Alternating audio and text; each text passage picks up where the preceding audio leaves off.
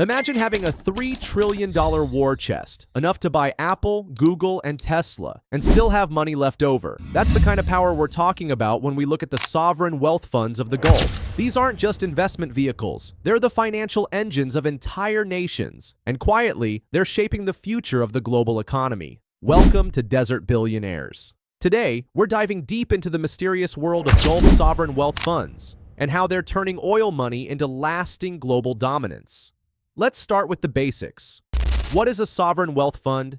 It's essentially a government-owned investment fund, usually fueled by profits from oil and gas. Instead of spending that money today, these nations invest it in real estate, tech, infrastructure, and stocks to secure wealth for generations. And no one does it bigger than the Gulf. Together, the top funds in Saudi Arabia, the UAE, and Qatar manage over $3 trillion. Let's break down the major players. First, PIF. The Public Investment Fund of Saudi Arabia. Once a quiet back-office arm of the government, PIF is now one of the most aggressive investors on the planet. Under the leadership of Crown Prince Mohammed bin Salman, it's the financial engine behind Vision 2030, Saudi Arabia's plan to diversify away from oil. PIF owns stakes in Uber, SoftBank, Lucid Motors, and has poured billions into esports, tech startups, and global infrastructure. They're building NEOM, a $500 billion futuristic city in the desert. And they shook up the sports world by launching LIV Golf and acquiring Newcastle United.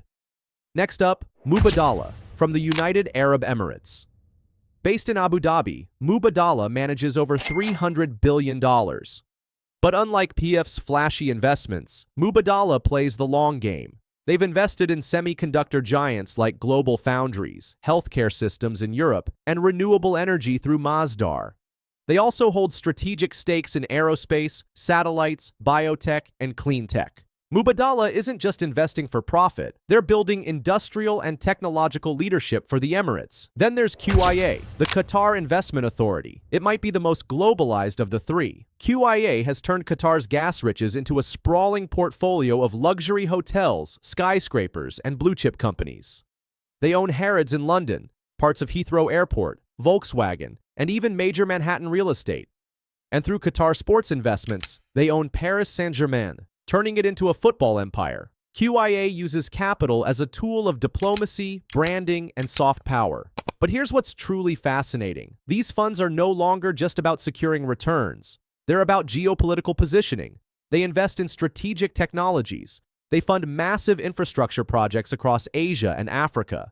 They offer lifelines to distressed Western companies. And in doing so, they become essential players in global stability. Think about it.